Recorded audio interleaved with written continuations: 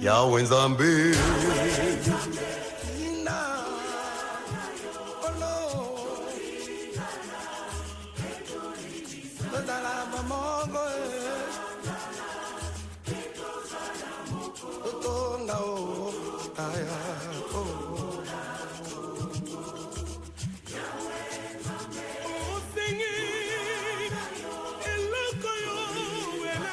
Mbote bandeko balingami, mokona lelo tozane esengo ya kosolola na bino na oyo ezali Assemblée Générale Extraordinaire ya AMCC. AMCC oyo ezali Association des Musiciens Chrétiens du Congo. Association oyo ezali dirigée na Pasteur Léon Tshunza, bazalaki na Assemblée Générale Extraordinaire, esika oyo bazalaki kaka na un point oyo batretaki ezalaki mingi na oyo etali adoption ya statut na bango na globalité na yango. Bazalaki kolobela nyonso penzo etali statut ya association ya ba musiciens chrétiens du Congo. Pe na kati na yango nde bakutanaki pe na bandeko oyo ya FASEC oyo bayaki mpo na enregistrement ya ba musicien mpona na oyo etali santé. Bandeko eza likambo monene mpenza, toza esu na ntango ya kokabwana te, toza na ntango oyo esengeli mpenza tozala bomoko po ekoma te ke lobi ozobela o mama Denise, papa mokonzi, o bakonzi botayela ngai likambo oyo, bolukela ngai kwanga, bolukela ngai kisi, naza kozwa kaka aspirine, moye ya kobika oyo ezali te. Yango ekomaka na ntango wana. O musicien oyo asaleli Nzambe ntango mulai, toza sepelisaki biso na banzembo, kasi lelo oyo baza kokipe ye te, awa kutu aspirine na pamba nde aza komela, tolongwe na ntango wana. Yango Pasteur Léon Tshunza ayeli biso likambo ya sika ya kitoko makasi oyo ezali ete chaque musicien oyo azali enregistré, musicien wana lobi azala na carte na ye, pe mingi deja baza na ba carte, bao baza pe na ba carte tout kosona na bango ndenge nini kozwa carte yango. Eza droit na yo ete ozala na santé ya malamu. Lelo tokoma o mukongo pasi, o likolo, o dikosi, toza okola na toza okola tokoli yango likambo etali santé. Eza likambo ya konéglige te bandeko. Bongo tokotika bango balobela biso nano likambo yango ndenge penze ezali na molai, bongo tokokutana na suka. Tolanda po ezali tango ya bayembi ya ecclesia. Lelo tosaladi. Les gens qui sont déjà enregistrés, beaucoup les cas quand même dans la Chine à Bango, bataille ceux qui ont réellement la Katia, site à Bango. Si tu es réellement enregistré, par contre, va vérifier. Si tu n'es pas encore enregistré, là-bas même, il y a des appareils professionnels ici. Bakani photo, on continue à site. Et puis, il y a une corporation, beaucoup mis en ceci. C'est là où j'ai dit à nos amis, il y a Choral. Vous allez entrer dans cette rubrique-là en tant qu'AMCC et nous allons voir comment régulariser votre cas après. Parce que l'adhésion ou l'enregistrement est individuel. Les alliés à s'engager. Mes frères, c'est mon proche, quoi. Il y a des Ndiaka qui sont là, des papas Moukama, papa Téléman. Ayemba Kala, Nanta et Azaïr. Papa Oyo. Donc, Tosenge Akapelate. Donc, mais il est là. On va quand même par le protocole procéder par l'ordre. Il y a les Ndiaka, les cofondateurs, Papa Malinga qui est là, Papa Bouloba, Totina Mikolo, Baleki, Bassari enregistrement, et puis nous autres, nous allons aussi passer par là, par ordre. Tout ça l'engouemmenté, donc tout est de 1 à 1 pour payer les gamanams. Est-ce qu'il y aura des questions sur l'enregistrement là-bas? Je vous donne 5 minutes s'il y a des questions. Le frère qui est là, le technicien, va répondre rapidement, comme ça, pour les cas pratique. Bon, alors, les techniciens ici, Anne va expliquer comment ça va procéder. Comme ça, vous voyez, bateau bazar na quantité au bazar qui déjà tout. Ok, allez-y. Pour l'enregistrement des artistes, nous avons besoin de deux critères importants. Le premier critère, c'est la pièce d'identité. Donc, soit le passeport ou la carte d'électeur. Et le deuxième critère, il s'agit d'un document attestant que vous êtes artiste. Soit c'est l'ancienne carte d'artiste, soit c'est le tenant-lieu, ou vous nous présentez un de vos œuvres en tant qu'artiste. C'est-à-dire que si vous êtes musicien, il nous faut quand même une vidéo de vous, des prestations de vous en train de chanter, pour attester effectivement que vous êtes artiste. Voilà, ça ce sont les deux critères les plus importants à avoir. Okay. Dans le processus, la personne vient vers vous et fait quoi? Ok, pour le processus, la personne vient vers moi, il me présente ces deux critères, je lui donne un formulaire, il va remplir, il va mettre ses informations, et après je vais débuter l'enregistrement.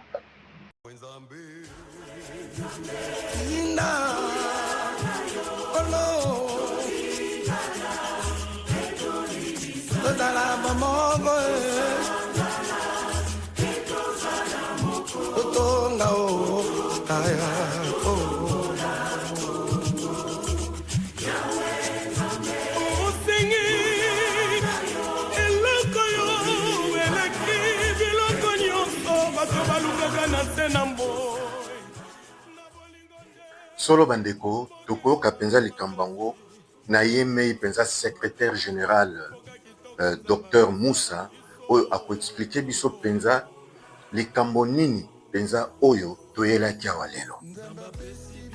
Mbote mosali na nzambe Dr Moussa. Merci papa journaliste.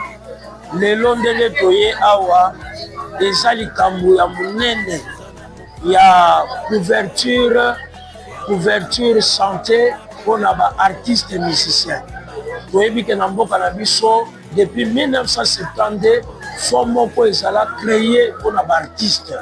Yango wana président na biso bakutanaki na Fasayek oyo aza kosokipe na makambo wana, donc fond wana yango wana lelo ezalaki problème que bamusicien basenregistre na site ya ministère ya culture et des arts na nzela ya Fasayek pour que lelo soki mbeba eye to soki musicien aussi malade soki nini à partir ya badocument wana akoki kozwa baavantage mpona etali santé na ye na bahôpitaux ya minene mpe makambo ndenge na ndenge. Alors problème mosusu ezalaki toza na problème ya adhésion, bato baza bamembre ya MCCT ezalaki occasion mpona bango baya kosadere mpo bakoma bamembre ya MCC. Et dernier point ezalaki ete biso nde tozali boye na niveau ya MCC toza na collaboration na majabu mpe lisusu. Président apesaki biso ndenge nini basolaki na majabu par rapport ya baactivité, par rapport ya bacontrat oyo tokoki kosigne biso na majabu mpona baartiste bazala toujours en avant-plan. Donc c'était un peu ça, mais entre-temps président rappelaki biso ke tozalaka na Chacha Stream. Chacha Stream eza signal 241 et 43 oyo eza kosokipe mpe na promotion ya baœuvre ya bamusicien. Alors lelo ezalaki prévu toyeba soki tokomi na niveau nini na Chacha Stream, mais d'ici là contrat ekozala signé pour que bamusicien bavivre na baœuvre na bango. Chacha Stream eza organisation moko ezosala makambo sur le plan ya internet, bapromotion, bavente ya baproduit ya baartiste. Donc voilà en gros oyo ezalaki lokola bapoint clé ya ordre lelo. Alors on va se faire enregistrer parce que condition ezali il faut la membre aux la carte de lecteur aux appels ma œuvre na yo et prouver que aux artiste so aux la carte d'artiste et maintenant que bazo pesa ba tenant lieu. Donc il faut ministère aye ba yo so aux vraiment artiste to so aux pensa na MCC. Alors, je pense que dans Fasaïek, la fois prochaine, voilà, en bref, la ramasser, dengue, aucune question, papa journaliste, Nzamba Pamulayo, la Comona Espacia. Amen. Place à présent à la situation sécuritaire en République démocratique du Congo, où cette guerre plonge des millions de personnes dans la souffrance, entre violence, déplacements forcés et crise humanitaire. Malgré les appels à la paix, les conflits persistent, alimentés par des intérêts économiques et politiques. Il est urgent que la communauté internationale agisse pour mettre fin à cette tragédie et aider le peuple congolais à retrouver la dignité. Reportage de notre confrère Elie Salomo.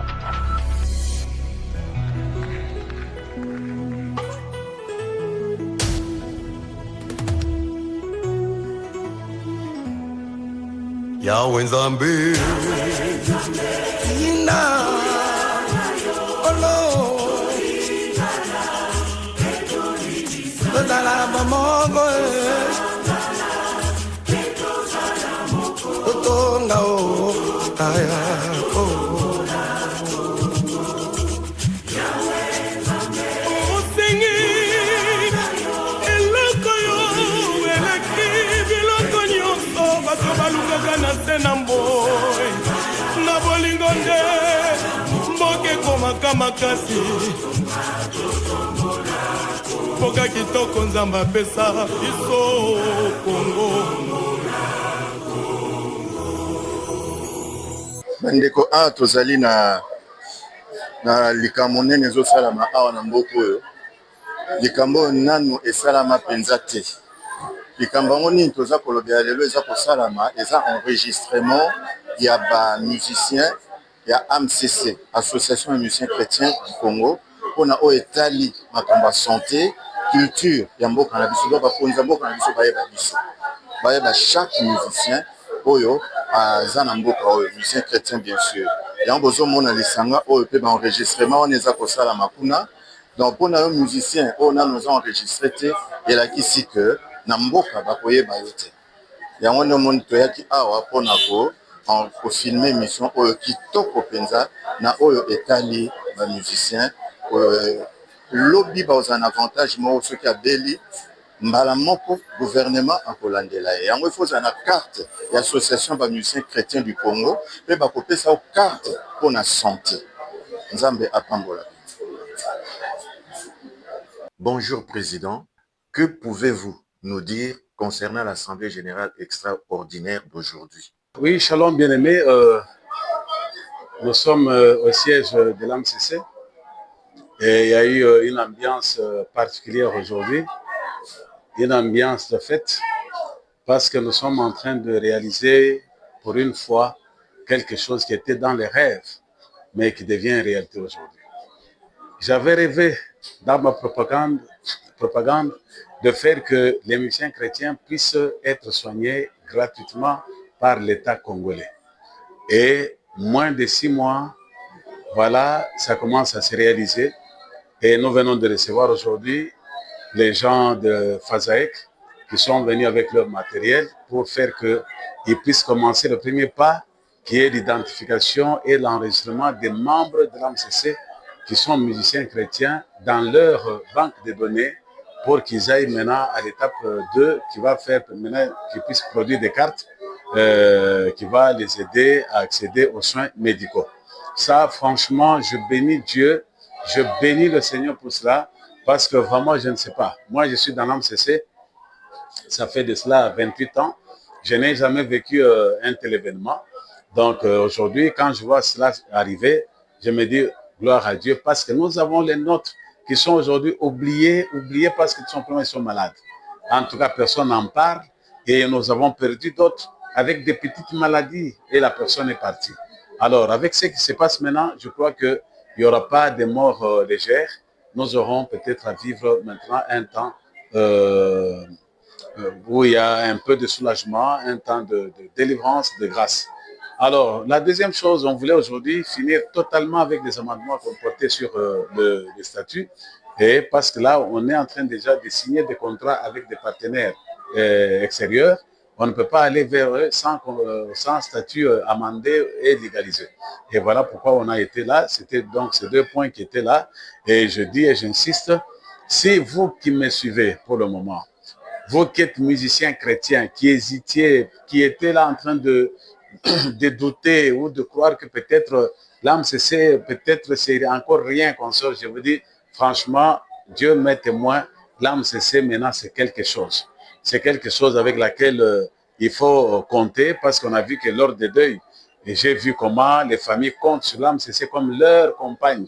Vraiment, les familles espèrent et voient que l'âme cessée peut faire quelque chose pour aider socialement. Et sur le plan artistique, aujourd'hui, avec la signature, le contrat qu'on est en train de faire avec Tchatcha Stream, on voit que l'âme cessée est en train de se porter maintenant comme producteur ou productrice, je ne sais pas, parce qu'elle amène maintenant les œuvres de tous les musiciens dans une boutique pour une vente vraiment suivie, une vente qui va faire que, en tout cas, ceux-là qui hésitaient encore vont voir que non, leurs œuvres seront maintenant vendues et puis ils vont quand même se retrouver dans leurs droits. Voilà un peu ce qui se passe à l'âme cessée pour le moment. Et moi, je vous dis que je ne suis pas spécial. J'ai béni tous mes prédécesseurs. À partir de notre bien-aimé, regretté Charles Mombaya, les papas Mouchaba, les papas Maninga, les papas Ali d'Action passé comme président, mon bien-aimé Patrice Moïmousso qui est passé comme président, je les bénis parce que c'est grâce à eux que je suis aujourd'hui aussi leur héritier. Et je suis en train de faire la petite chose que je peux faire aussi par la grâce du Seigneur. Donc, nous soutenons en tout cas, aimons-nous vivants, comme on le dit, et je pense que demain sera meilleur. Voilà, que Dieu nous bénisse.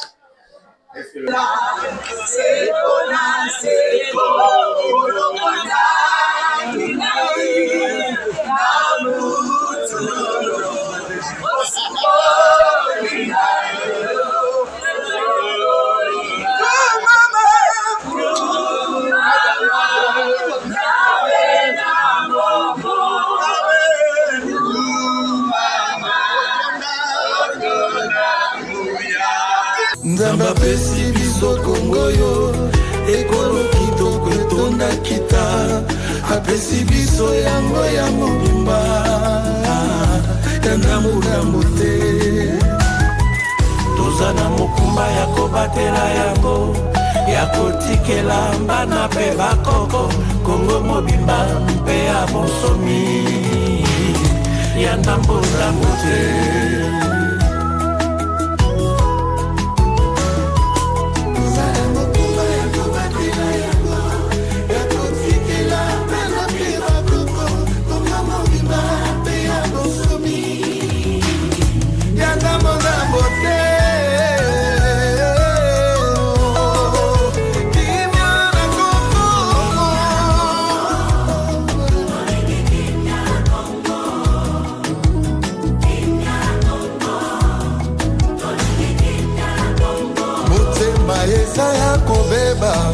Pourquoi mboka nanga bitumba kolera Bonina bossa samboko yo pourquoi Ekosimba te nous sommes un peuple uni Aïe aïe aïe Meko yo zimandokie Ona litumba nile Lobi kuna na bokonzie Oko kamba bananie Bawe ito bato na bomoima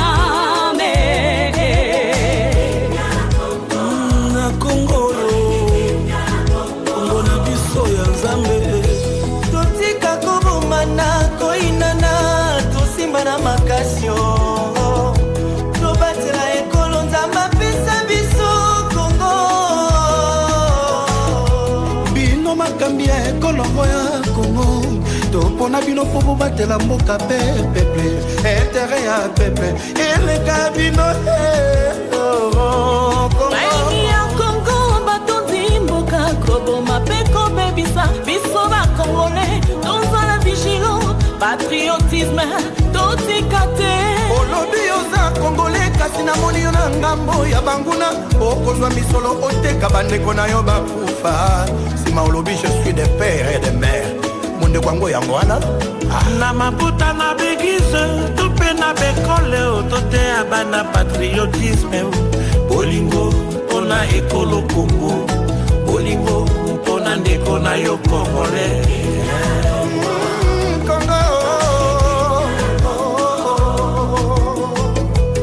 Congolais tozolela tokofi pe mingi toza na posa ya kimia na Congo. Congolais lamuka tobundela Congo yo Congo yo bakuku batikela biso mobimba eteni o biso pe totikela biso bana ya ndambo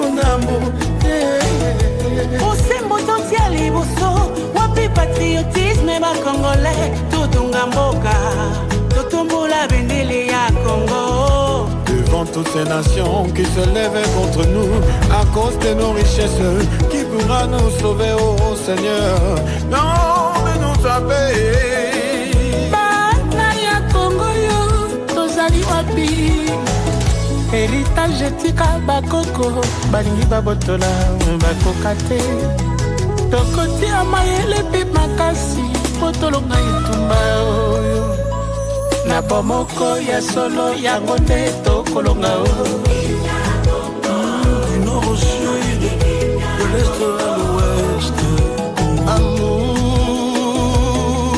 des ozanga congolais. Kobo mama ne kolokola bikwele kolobi okokamba banani. Mona nini tokobomana tokoinana pe koswana e tolingi kimia na mboka tosengi bomoko ba Congolais. Na kimia tokotambola Kongo mobima po tokokisa posa mitema ye kimia fungola butombwami ya ekolo Congo mboka na ngai abele na ngai héritage na ngai na batelango bien nasimbango bien nabobango bien baminere kabola biso te o bamuna bakata bomoko na biso te o tozali pe tokotikala bakongolais.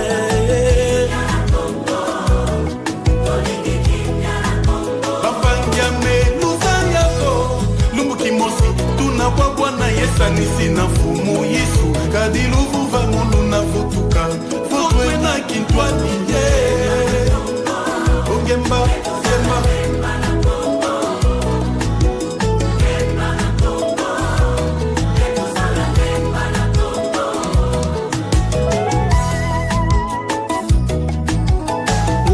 kona yetao yawe ndongola kuta janjaka na nyo yo ya toki mande tonge do yo to ito chanya toni wanya vita wani we nya batubunda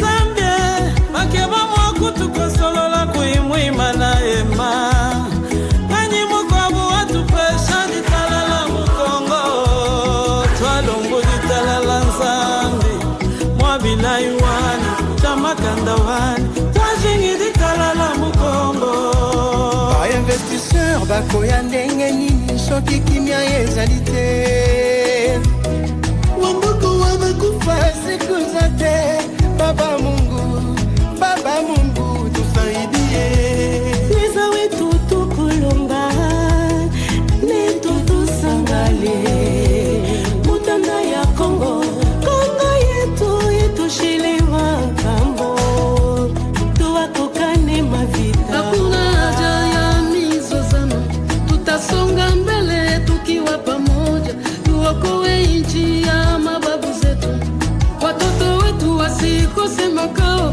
Kongo si ya kuuza wala kununua.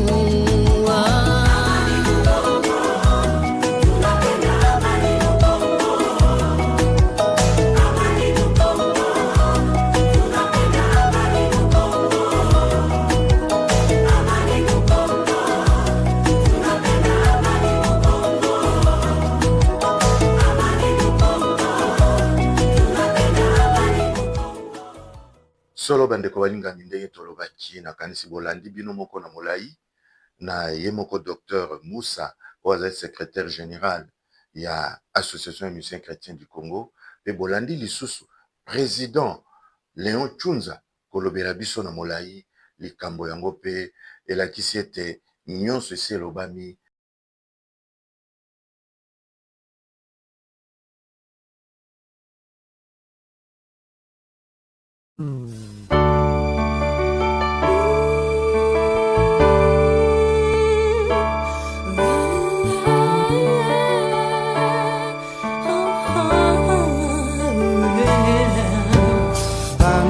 bomwana na bango baponi kosanzola yawe baboyi kobila mokili mpona yawe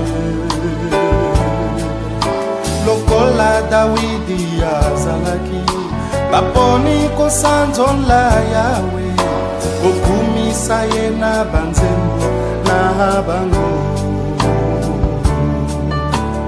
banda bomwana na bango balembi te ata bampasi batelemi mpona kosunga ingomba na yawe bakristo tosambela lelo tosenga na Yesu Masiya apesa na bayembi nyonso nguya na ye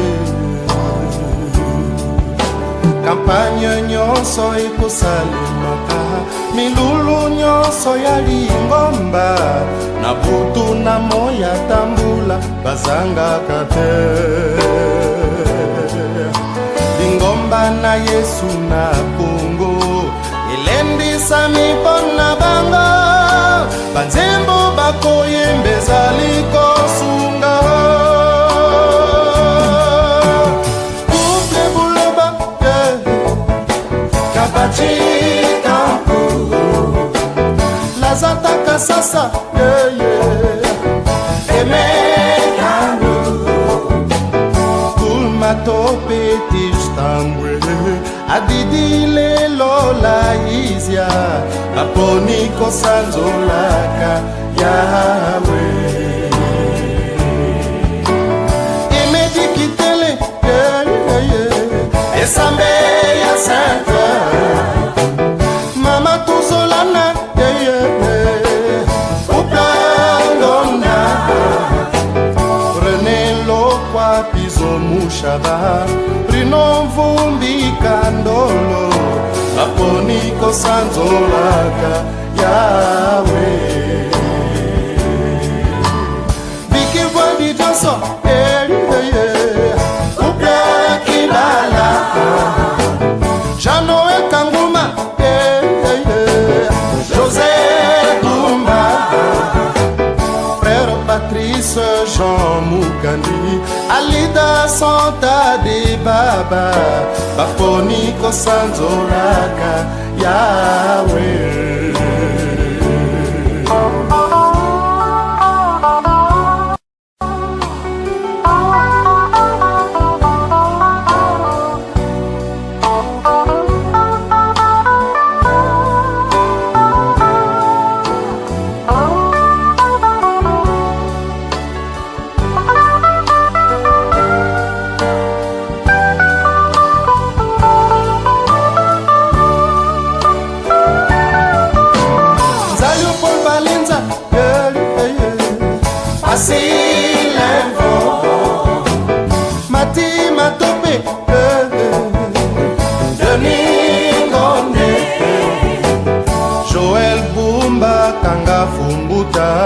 Bibi Suza Mukoti baponi kosanzolaka yawe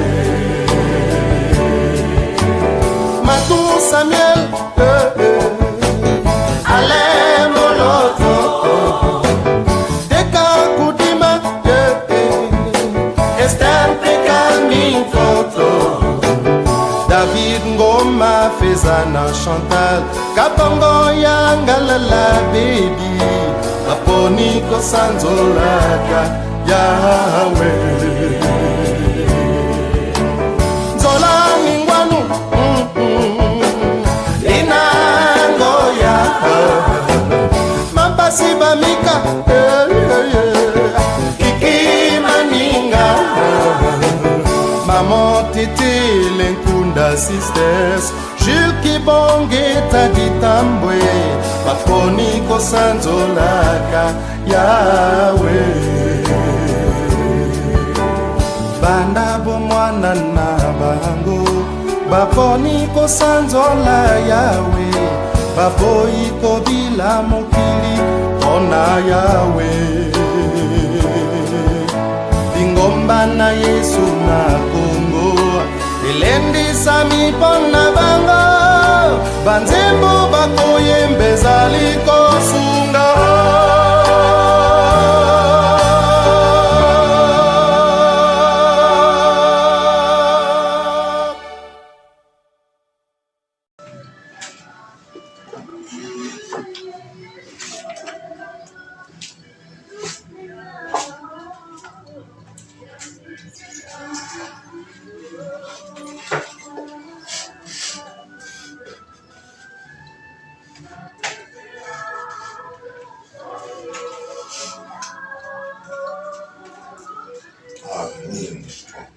yango likambo nini nayo naye osala ko me naye mosala ozolandelanga nini ko osala osala yokende non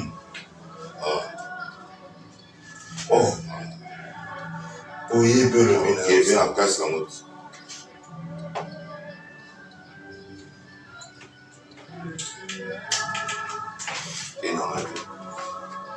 ozalaka boye olanda motu ti place ya mosala ozalaka boye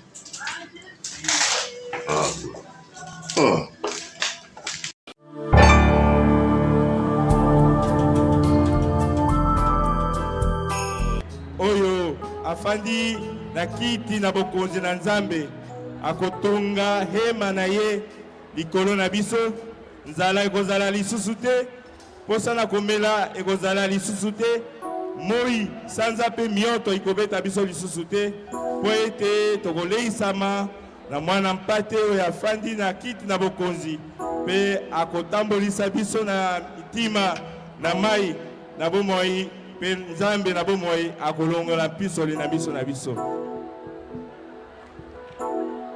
Kenda malamu frère Charles. Kenda malamu tiaka mubaya. Buta, buta, nalikolo. Buta, buta, nalikolo.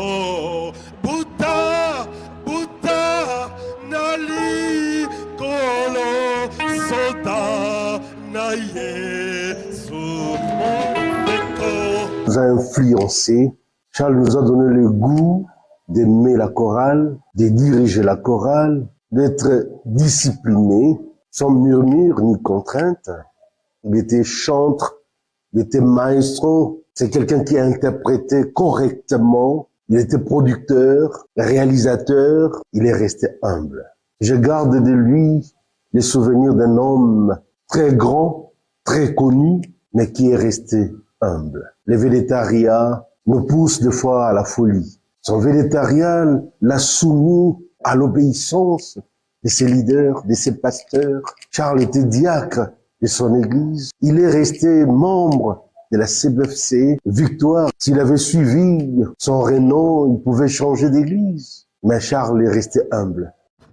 Shalom la grande famille, shalom, shalom. J'aimerais aussi partager mon témoignage, porter le témoignage de la personne de Yachal Mumbaya. Yachal, c'est une bénédiction, il nous a dévancé.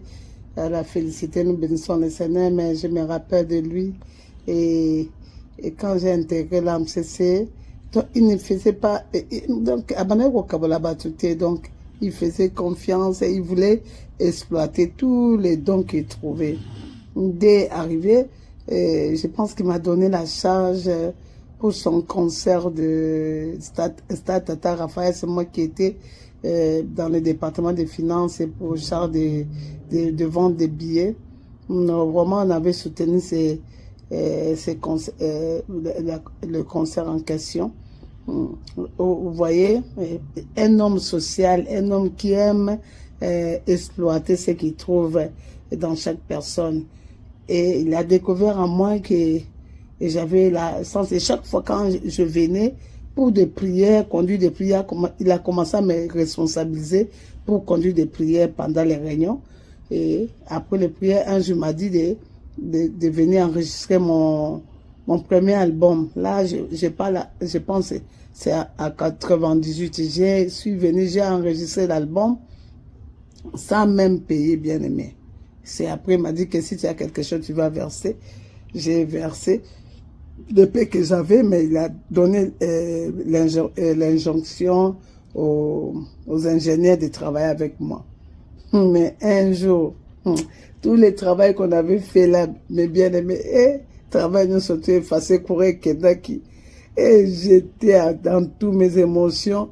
Et juste après, je suis venu chercher à Salomon, l'album Nangai, et puis on s'est effacé, ingénieur. Non, il me dit non, si tu vois quelque chose qui est combattu, c'est-à-dire que aussi, c'est l'ennemi qui a peur. Donc, il ne te fatigue pas, il m'a encouragé pour continuer. J'ai continué à travailler. Et juste, album en open en série, j'ai pas présenté ça, maman lang, pas beaucoup qui disent que on va passer ok, si balongola sur la machine. Hey, je lui ai parlé, il m'a dit, bon, tu vois, toi tu es combattu, mais le temps du Seigneur arrivera. Jusqu'à ce que le temps du Seigneur est arrivé, j'ai enregistré l'album, la Pierre Angulaire, quand il a écouté, et j'ai chanté, pendant que je chantais, j'ai parlé à langue. Il m'a convoqué pour me dire, Michel, comment? Album, non, il faut faire la part des choses entre la musique et le parler à langue. Moi, je dis, Yachal, moi, je n'écris pas les chansons. Tu sais que mes chansons sont inspirées. Mais pendant que j'ai chanté là, à langue, tu enlèves. Moi, je dis, non, je n'enlève pas. Alors, c'était comme ça, j'ai laissé. Et juste après, quand il a écouté l'impact de ça, il m'a dit, non, le Seigneur a sa façon de travailler. Je te reproche plus, laisse que les choses marchent comme le Seigneur le veut. Et j'ai trouvé un homme sincère qui aimait sincèrement l'AMCC, même quand on a eu le département, on a fait le département des femmes avec Maman Aimée nous a invités pour faire la Clamac, et c'était vraiment un problème. Et au début, il n'avait pas compris, mais quand on lui a expliqué, il a compris, on a trouvé la paix, et on a trouvé la paix, et nous avions continué. Qu'est-ce que je peux retenir? C'est un homme social, un homme aimable, un homme qui s'est exploité de grâce, un homme qui partageait ce qu'il a. Et moi, parmi les choses que j'ai héritées de cet homme, c'est ça. Et je bénis le Seigneur de l'avoir connu, que Dieu bénisse sa famille, que Dieu bénisse ses générations, parce que cette icône nous a laissé la bénédiction. Bien aimé, ayons un cœur. Je pense que je bénis le pasteur Didier Maïmba qui nous avait interpellé à l'époque pour que nous puissions faire les pierres tombales, on avait fait, mais qu'on doit quand même aussi faire les mausolées parce que c'est le nôtre. Quand j'ai vu l'homme de Dieu aller au tombeau nous balancer la photo, c'est seulement avec la pierre tombale qu'on a posé, mais on peut faire mieux. Que le Seigneur nous aide, que le Seigneur nous assiste parce que si on le fait, ça va honorer le Seigneur parce que c'est quand même, ça aura de la sens. Que Dieu nous bénisse. L'âme, c'est la famille, paix et grâce. La famille sacrée. Cherchons la paix avec tous, sans auquel personne ne verra le Seigneur. Il revient bientôt. C'est Jésus. Je vous aime. Shalom, shalom. Je suis le pasteur chantre Rino Moyo, autrefois appelé Rino Vumbi. J'ai eu la grâce de connaître le défunt Charles Mombaya. J'ai eu la grâce de travailler avec lui, de voyager avec lui. On a été avec lui aux États-Unis, on a été avec lui à Pointe-Noire. On a travaillé la chanson Nkembola Yahweh. Vraiment, c'était parmi les bons moments de mon ministère parce qu'il est venu avec les refrains Alléluia, Tokumisa Yesu Masia. Hosanna, et chacun d'entre nous devrait composer son propre solo. Et voilà pourquoi moi j'avais composé mon solo. Kembona Yesu, Mokonzi na Bakonzi. Ensemble avec Aimé, quand on a chanté Mabolongo nyoso tongumbame egumbame la Yahweh. Mingongo nyoso renganga kembolo kumula Yahweh. Shalom, shalom bien-aimés dans le Seigneur et que le Seigneur vous bénisse. Ici, Ezali Sœur Angèle Kombozi. Sœur Angèle Kombozi, naza mwana ya Papa Charles. Au travers de Papa Charles, ndenga na yebani, na monana. Na yembana Papa Charles, nzembo ya Constant. Fore bisanga ipona nini mokili échanger.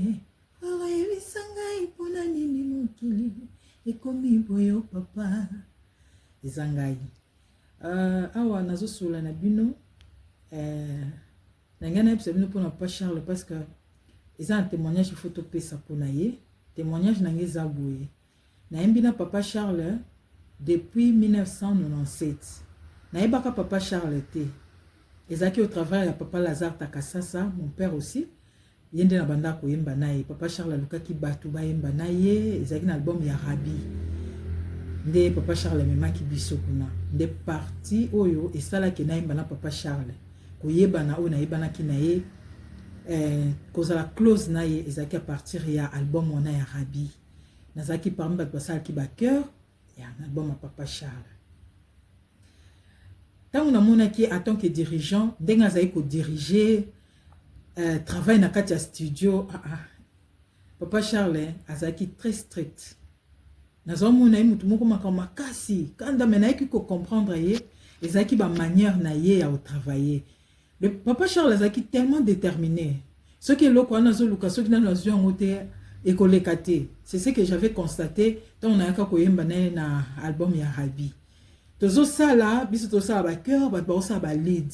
Bato bazako sa ba lead soki mutako ki ko maîtriser loko na ye moko ta sala bien ekolekate ateza nzembo na ye moko. Vraiment nazaki ko seper la manière wana mais azaki ko bangisa Papa Charles azako bangisa biso mingi. Mais moi j'aimais sa façon, sa manière de travailler, sa manière aussi de collaborer. Et puis azo pesa yo chance. Azaki mutu moko azo motiver yo. Azo motiver yo ozo yemba eze loko no mais pesa mo comme il le faut comme azaki professeur déjà ya musique ayeba ki nzembo na nzembo ce que ezo yemba manako lo bandenge nini par exemple la structure na ndengo zo sa la nzembo soit ndengo composer ndengo ozo pesa thème na ya nzembo Papa Charles akoyeba ndenya ko fixer yango pour que epesa eloko yo esengeli na nzembo oyo yo moko osali. Apema na kimia ni sala na ye asala ki ezo continuer et puis moi mukie auto je pas na ye par exemple onga na je pas na ye naza ko luka toujours que na sala kango na bimisa kango tango muta akotala nga comprendre que moi na oyo auti pas Papa Charles que son âme repose en paix, que Dieu vous bénisse. Shalom. Voilà, ezali ba moment moko très douloureux et puis eza ba moment à souvenir. Kokanisa comment ceux qui fit autrefois ba héros dans l'ombre oyo bazako tambola pas na ba raison moko oyo koluka soki nini na tanto zo tambola makolo tanto tambola koluka bosangana po bobongisa makama musique parce que oyebi ke tozao yemba erwana makamba kotsa mandanda na kati ya nani ezaki te kaka mingongo etumba mingongo.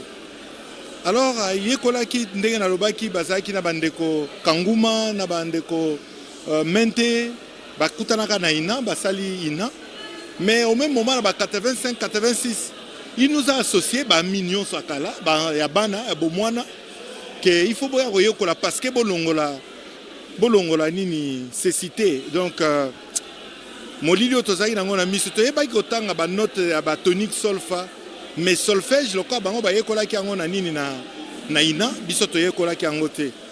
Alors il a fait partager na biso savoir moko ezaki na ye. Voilà un peu nini GP et na kokoloba et tant que ko sala lisusu ma association lokola ba musiciens chrétiens, j'ai vu comment nous avons travaillé ensemble. Nathalie Soussou, qu'est-ce que l'homme partagé savait partager avec les autres? C'est un grand dans son cœur, c'est un grand dans la connaissance, c'est un grand dans la façon des relations humaines. Et vraiment, c'est un illustre.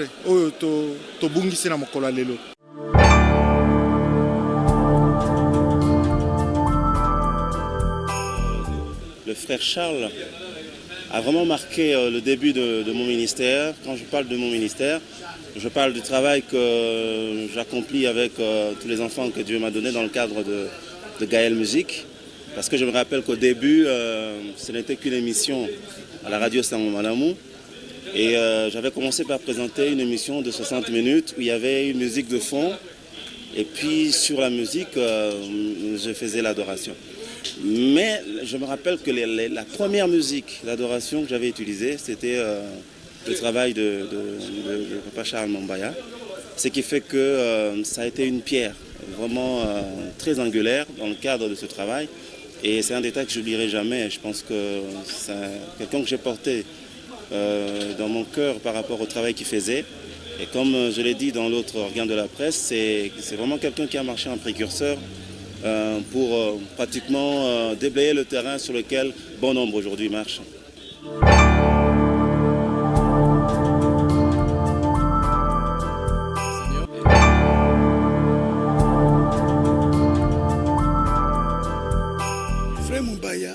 C'est un homme qui aime travailler. Et quand il aime travailler, il aime réussir. Donc il est déterminé. Azali persévérant. Donc frère Mombaya, Azali Moutumoko, il y a des conseils, il y a bien. Et puis Nazolo Baké, frère Mombaya, Azali, moi je le considère comme quelqu'un, ce n'est pas parce qu'il est mort, mais je le constatais moi-même, il était d'une intelligence supérieure.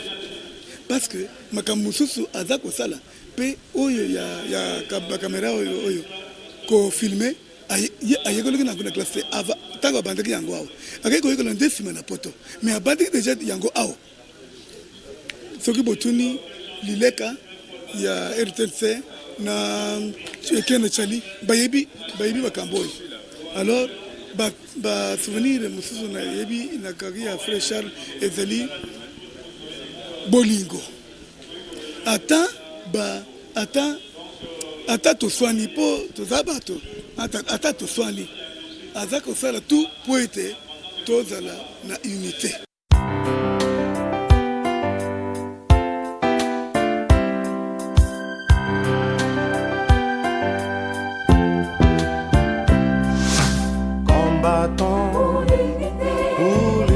Merci Papa Lazata Kasasa pona mutuna ngai pasteur Aimé Bokwala naza moko ya association ba mission chrétien du Congo. Bon, pona témoignage ya Papa Charles ton Kondo Charles ndenge azalaki en tant que homme na kati ya société azalaki mutu ndenge batu nyonso toza na se na moi batu mingi balobaka soki mutu akufi batemoyaka bolamu na ye donc bato oyo basali mabe te mais mutu moko te papa na ye azalaki misala mabe aleka na mikro alobi papa na biso ndenge azawa tolobaka kaka oyo eza ya malamu mpo tolandandakisa mais lokola mutu en tout cas azalaki mpe na caractère moko ya dure te donc azalaki dur direte na ye na makambo mabe donc alingaki ba blague na musala te azalaki dur de caractère azalaki autoritaire et azalaki soki osali eloko moko boto erreur akoreproche yo mbala moko direct ye akokende te nde bandeko mosusu bazalaka nsima na CCT akoloba no mbala moko donc na kati ya société en tant que mutu wi azalaki na bafai na ye mais ayebaki nde kovanda na bato yango tellement bolingo ezalaki mingi esali ke ezozipa pe bafai mosusu po bible elobi na biso l'amour couvre une multitude de péchés yango tellement bolamu ezalaki mingi esali ke badirete na ye wana tokomaki komona yango normal lokola yaya azoreproche baleki lokola papa aza koreproche bana lokola pe mpona bamosusu baninga na ye donc voilà eloko nayi koloba lokola homme ndenge papa na biso Charles azalaki na kati ya société. Oui, en tant que dirigeant président de l'association mission chrétien du Congo, donc président fondateur, parce que nous avons à utiliser qui est pour à ça l'association mission chrétien. Donc, il y a un président fondateur, il y a AMCC. Ok, comme conseil, il y a Koloba, on a l'élo vraiment, bandeko bayembi ezala ba oyo mususu ba bandaka la ezala bandeko la biso bazoya lelo elo na ikoloba toki kolanda penda kisa ya makambo malamu ezalaki pa ya Papa Charles Mombaya azalaki na bolingo ya baninga donc ye kote bolingo wana soki mutu ayimonga Mombaya na bolingo batia oposa vraiment na katisi ba témoignage musupe tolandaka do azalaki mutu ya bolingo soki tokozala na bolingo wana azali nango tokosala koleka meme ndenge asalaki azalaki moto akosangisa alingaki kozala solitaire te toujours solidaire donc azalaka na bato donc azalaki mutu ya bato alors comme conseil biso mpe lelo soki tokozala na bolingo yesu atikelaki biso tokosala mpe makambo ya minene koleka meme nde momba asalaki bisika momba yakomaki te biso tokoleka yango soki tokozala na bolingo mpona biso na biso. Ouais. Mais vous dit que le président Charles Mombaya, d'abord, pour l'Angaï, c'est un modèle vocal. Hein, de choriste et moko, c'est-à-dire choriste et nanou, et puis azalaki formateur. La chose où yemba pembe na ye ato zako yemba mabe, oko bongisa yo moko parce que niveau zako yembela et kotinda yo te oyemba mabe. Olukaka oduka o se conformer na ye oyemba. Ngai ya Charles Dingai makasi ta on a bimisi album ya Moseka na Nkolo. Alinga tellement makasi, c'était quelqu'un qui avait vraiment l'humanisme. Soka moni moi talent moko boya kitoko, azako luka yo kuto s'approcher vers lui, mais lui s'approcher vers le talent. Alukanga tina ndaku ya Charles. Azwanga na ndaku, amemanga chez na salongo, na solola na ye sili, invité na studio, to solola. Na la première concert nanga na Cinemax. Premier concert nanga na Cinemax. Ah là là là. Ya Charles était là du début jusqu'à la fin à soutenir ngai et à peser ngai courage. Première émission sur ça na Charles Mombaya na Sango Malamu. Ti lelo émission ngo ezali so ko seni maman Angela ko pesa yo ngo. Na zo ebisa yo ba témoignage yo vie Charles aloba di ko na ngai etikala. Amona kati na ngai diction, amona kati na ngai parole. À mon attaque nangai musique de profondeur donc ça dit à lula bilo pour la attaque nangabi c'est que na mon attaque na yo appelé serviteur à confirmer makambo ebele na radio Sango Malamu to sala na ye non vraiment c'était quelqu'un qui avait une vision hein. Vision ça veut dire sur la talent mon talent aiba dingeni ko sauter les talents on a fait pour préserver ma talent exemple biso sengel de l'autre joie oye bandengeni ko cadrer ma vision pour cadrer ma talent. C'est-à-dire quand on monite talent, beaucoup de gens pour perdre le talent, on a été sauté du colon. Parce que ma talent, nous avons la possibilité de du mater. Na yebi mukolomoko petit le qui n'avait pas kalambai, masala qui concours kuna abimaka premier, qui est tellement premier dans la jeune talent. Et ça là que et ça y a accès à yembana frère sœur Marie Misamu et ça là peut accès à ya venga ina coach ça na Kin Express. Ozo bon. Donc ça bilo kwa et longoli et pour pas Charles. Et il n'est pas Marie, et il n'est pas Nangai, et continue avec Kin Express. C'est-à-dire que le Kota qui est une vision pour le Kota. Si on t'a dit que le Kota, c'est l'homme bon. Donc c'est pélaté. On est un sous ma baie. Parce que c'est l'homme bon, Azalaki, Azaki ne comprend pas ma côté. On a un abisso Kota, mais c'est un Nangai. Moutaroye Babiso Azaki. Mais le lot, à mon talent, ya sœur. Na talent, ya sœur, Wana. Talent, le sœur, l'homme bon, à Pomana.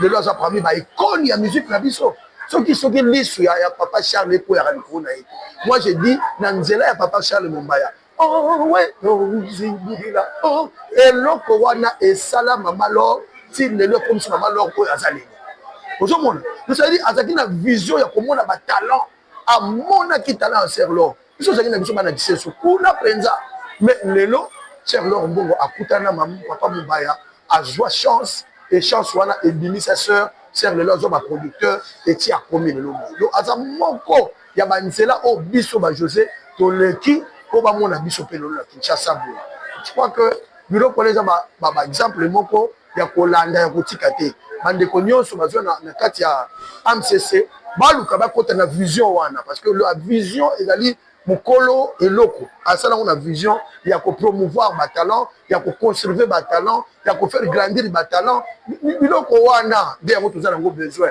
pour na ko promouvoir ba talent alors je sais que ba talent bazape ebele awa na kati ya MCC lobi nzamba ko fungola to ko mona mona bino ba talango photo approcher bino bo sala bo bima lokola biso pe to bima nous servons hein, nous sommes au service pour servir. Nous sommes sauvés pour sauver. Et je crois que Bishop peut gagner, pour Bishop peut gagner. Hein. Voilà un peu ça. Alors, Charles Mombaya, côté structure, côté organisation azalaki suka c'est-à-dire azalaki moto oyo ayebaki koorganize makambo ayebaki kotala baépoque ayebaki komona bayeba bamoma nini ya kosala makambo makambo na azalaki kosala bamoma moko ezalaki très propice c'est-à-dire so basali yango ekutani mbala moko na baattente ya bato ekutani mbala moko na temps azalaki vraiment na vision. Alors na côté organisation azalaki pena homme ya organisation et puis azalaki kosala bagete ye soko ye na badésordre pa na ye bocoopéré te mais soki oza na ordre oza moto ozomema mosala ekende liboso okomi ami na ye. Donc vraiment eloko tokoka adopte lisusu yango wana ne pas travailler avec n'importe qui biso na posa bakombo kaka te mais tu as besoin bakombo productif bakombo ezoya koapporter en plus nde yango ozalaki ya Charles. Ça veut dire quand il t'approche ça veut dire azoyebaki kati na yo akozwa eloko oyo ekocontribuer na mosala wana. Il ne fréquentait pas bato oyo bazalaki dérisoire non bato bazalaki komema baidée soko oza moto baidée oza ndeko ya Charles Mombaya soko oza moto baidée moto ya vision oza ndeko ya Charles Mombaya. Yango nde tolingi to adopter na kati na AMCC ya lelo travailler avec les gens qui sont des visionnaires bato baza na baidée bato bakomemela biso progrès nde bato toza nango besoin na kati na AMCC oyo ya lelo. Voilà un peu le papa il y avait Charles Mombaya, un papa très calme, humble, humanisme, il fréquentait tout le monde, il écoutait tout le monde, il répondait à toutes les questions. Voilà un peu, et donc on a papa Charles Mombaya. Que Dieu vous bénisse et servir sur le témoignage, toujours la et surtout toujours dans l'association de musiciens chrétiens Oyo Ezali. Patrimoine oyo ya Charles Mombaya atikeli biso. Soyez bénis. Lobami tokomi na suka ya émission na biso tango ya bayembi ya ecclesia ezaki ya bino Lazare Takasasa. Bye. Ya wenzambe